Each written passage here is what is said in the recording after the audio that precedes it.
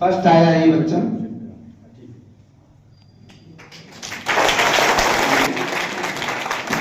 मोहम्मद आदिल।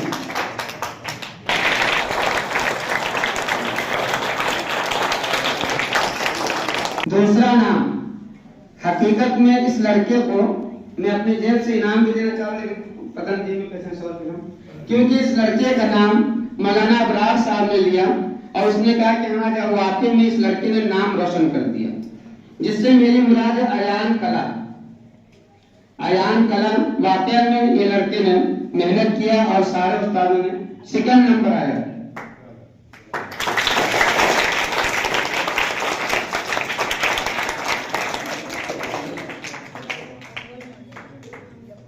अब ये third number जो है या हो सकता है जुबैर साहब या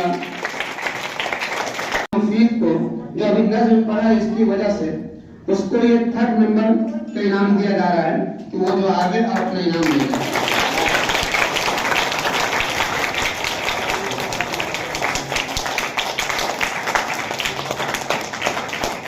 उसको थर्ड नंबर दिया गया। हमारी शान मदरसे, हमारी जान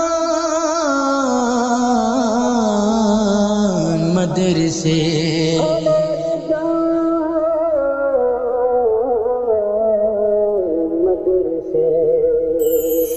हमारी शान मदरसे, हमारी जान मदरसे, शरीयत मोहम्मदी के पास बान मदरसे।